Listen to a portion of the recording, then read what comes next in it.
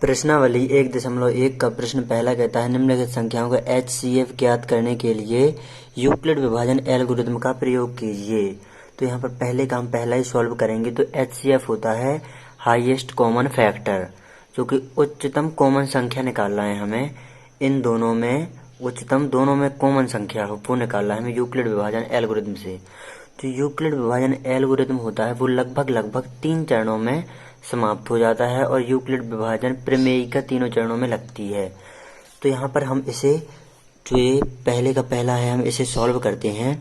तो इसे हम सॉल्व करेंगे तो यहाँ पर हम देखेंगे जो इन दोनों में देखेंगे तो सबसे बड़ी संख्या देखेंगे और सबसे छोटी संख्या, तो हम बड़े और छोटे में दर्शा देंगे। तो यहाँ पर 225 है जो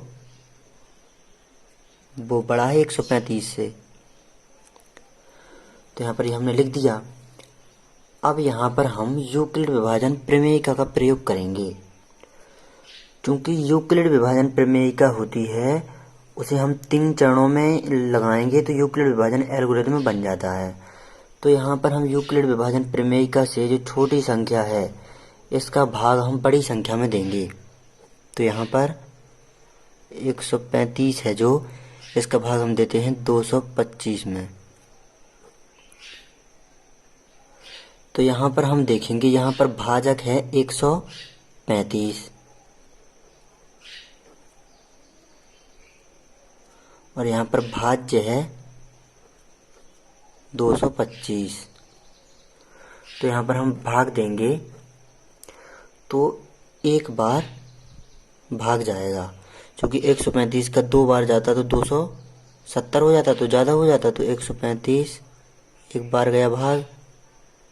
यहाँ पर घटा देते हैं 225 में से 135, तो यहाँ पर 90 आ जाएगा। तो 90 आ गया ये शेषफल। चूंकि यहाँ पर हम देखेंगे शेषफल बराबर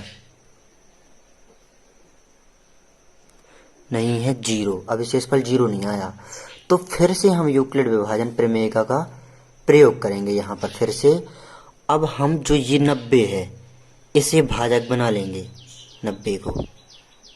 तो पुनः हमने यूक्लिड विभाजन प्रमेयिका लगा दी। अब यहाँ पर शेषफल बराबर 0 नहीं आया है, तो इसे ही हम जो शेषफल आया है इसे हम बना देते हैं यहाँ पर भाजक, और भाज्य बनाएंगे 135 को। तो यहाँ पर लिख देते हैं, यहाँ पर क्या है, भाजक है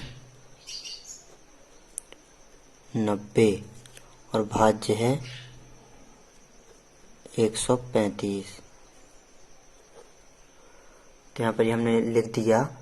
अब यहाँ पर हम 90 का 135 में भाग देते हैं, तो यहाँ पर भी एक बार ही जाएगा। अब घटा देंगे तो यहाँ बचेंगे 45। अभी भी यहाँ पर भी शेषफल 0 नहीं आया। जब तक शेषफल 0 नहीं आ जाता है तब तक हमें शेषफल को बनाना है भाजक, और जो भाजक है इसमें उसे बनाना है भाज्य। तो यहाँ पर शेषफल बराबर 0, यहाँ पर भी नहीं आया।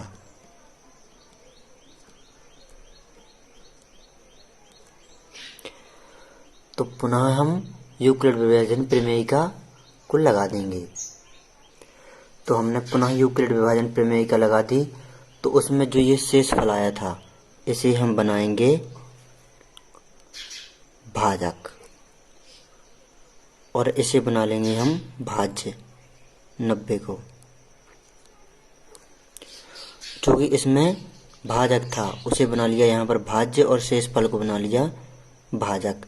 तो यहाँ पर इस प्रकार बना लिया। अब 45 का भाग देंगे 90 में, तो 2 बार चला जाएगा पूरा, यानी कि 0 आ गया शेषफल। तो यहाँ पर चूंकि शेषफल बराबर 0 यहाँ पर आ गया है, तो यहाँ पर यूक्लिड विभाजन एल्गोरिथम पूरा लग चुका है, 3 चरणों में हो चुका है ये प्रश्न। तो यहाँ पर यूक्लिड विभाजन एल्गोरिथम से HCF आ जाएगा ये 45, जो कि अंतिम जब लास्ट बार हम यूक्लिड विभाजन प्रमेयिका लगाएंगे तो उसमें जो भाजक होगा वही होता है HCF। तो यहाँ पर अतः यूक्लिड विभाजन एल्गोरिथ्म से HCF बराबर 45। तो ये आ गया हमारा आंसर। तो यहाँ पर आप इस प्रश्न को अच्छी तरह से नोट कर लीजिए।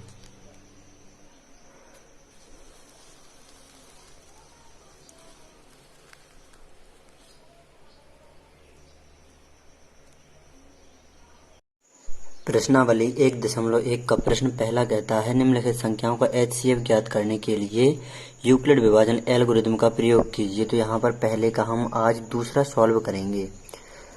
तो यहाँ पर देखेंगे हम, तो ये प्रश्न पहला है, इसमें यूक्लिड विभाजन एल्गोरिथम जो इसका प्रयोग करना है हमें। तो यूक्लिड विभाजन एल्गोरिथम होता है यूक्लिड विभाजन प्रमेयिका के चरणों को यूक्लिड विभाजन एल्गोरिथम कहते हैं।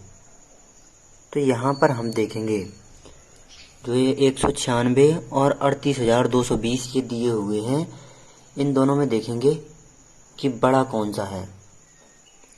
तो यहाँ पर सर्वप्रथम हम बड़ा छोटा दर्शा देंगे। यहाँ 38,220 बड़ा है 196 से।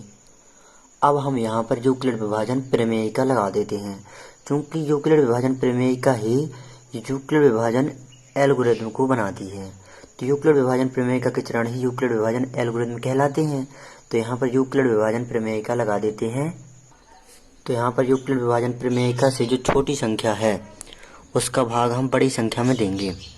तो यहाँ पर हम 196 का भाग देंगे 38,220 में।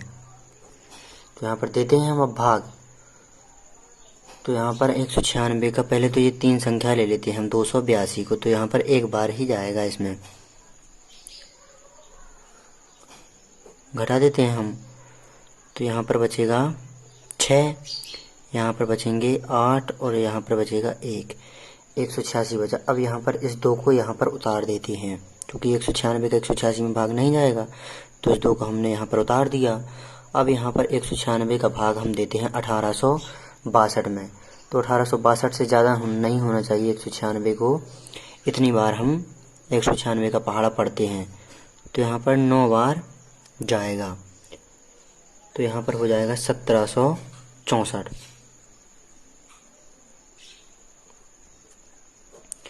अब हम घटाएंगे यहाँ पर 1862 में से 1764 को। तो यहाँ पर 12 में से 4 तो 8 बचेंगे। यहाँ पर 16 में से 7 तो 9 बचेंगे। और यहाँ पर 8 में से 8 0, यहाँ पर 1 में से 1 0। अब यहाँ पर 98 बचा हुआ है और यहाँ पर ये 0 है, तो इस 0 को यहाँ पर अब उतार देते हैं। अब यहाँ पर 196 का भाग देते हैं 980 में, क्योंकि 980 से ज़्यादा नहीं होना चाहिए 196 का भाग। हम इस प्रकार पढ़ते हैं 196 का पहाड़ा। तो यहाँ पर पढ़ेंगे पहाड़ा तो 5 बार जाएगा। तो 980 ही सीधा सीधा चला जाएगा 980 में। तो यहाँ पर अब घटा देंगे तो शेषफल आ जाएगा 0। तो जो ये प्रश्न है दूसरा, ये एक ही चरण में समाप्त हो जाता है। एक ही चरण में यूक्लिड विभाजन प्रमेयिका के एक ही चरण में ये प्रश्न समाप्त हो जाता है। चूँकि यहाँ पर शेषफल 0 आ गया है, चूँकि शेषफल बराबर 0 है, इसीलिए यहाँ पर यूक्लिड विभाजन एल्गोरिथम से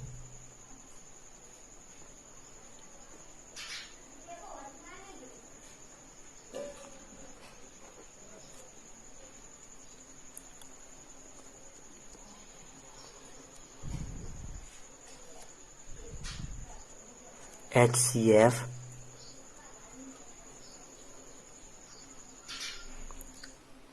हाईएस्ट कॉमन फैक्टर ये आ जाएगा 196। तो ये आ गया हमारा आंसर।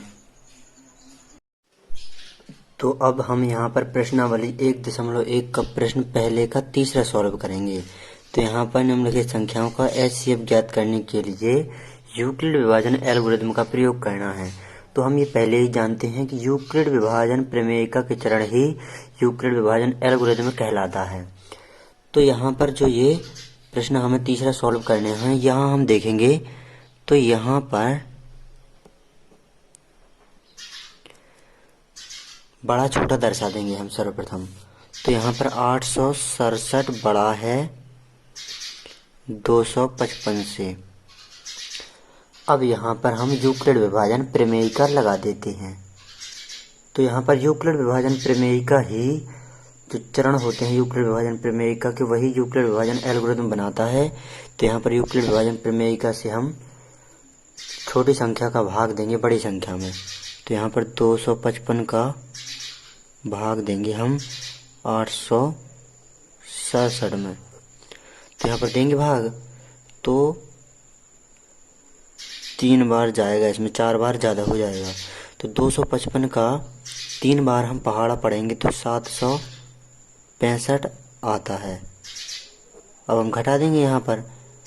तो यहाँ पर 2, 6 में से 6 0, 8 में से 7 1, 102 आएगा। तो यहाँ पर हम देखेंगे जो शेषफल आ रहा है, क्या वो 0 आ रहा है? तो यहाँ पर शेषफल बराबर नहीं है 0। तो यहाँ पर जब 0 नहीं आया तो पुनः हम यूक्लिड विभाजन प्रमेयिका लगाएंगे। तो यहाँ पर पुनः यूक्लिड विभाजन प्रमेयिका में अब जो यहाँ पर शेषफल है उसका भाग देंगे हम इस भाजक में। तो यहाँ पर देंगे भाग हम। तो यहाँ पर 2 बार जाएगा, 3 बार तो ज़्यादा हो जाएगा 102 का। तो यहाँ पर 204 आ जाएंगे जब 2 बार यहाँ पर पहाड़ा पड़ेंगे 102 का। घटा देंगे हम तो 51 बचेगा। 255 में से 204 को घटाएंगे तो शेषफल 51 आएगा। अब यहाँ पर पुनः देखेंगे हम तो शेषफल 0 नहीं आ रहा है।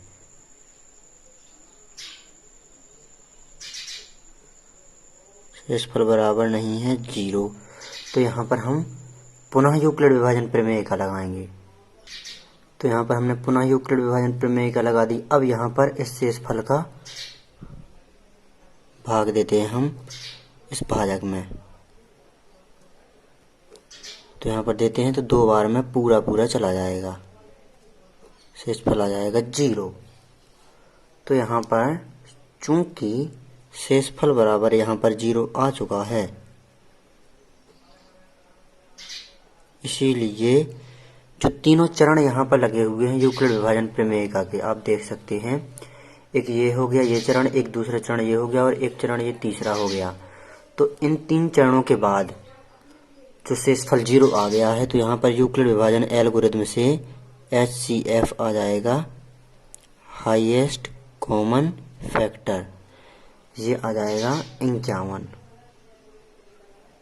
जो अंतिम यूक्लिड विभाजन एल्गोरिथम का अंतिम चरण होता है, जो यूक्लिड विभाजन एल्गोरिथम का अंतिम चरण, यानी कि ये यूक्लिड विभाजन प्रमेय का तीसरा जब हम उपयोग करते हैं तीसरी बार, तो उसमें जो भाजक होता है, जब शेषफल 0 आ जाता है तो जो भाजक होता है वही HCF कहलाता है, यानी कि हाईएस्ट कॉमन फैक्टर, महत्तम समापवर्धक।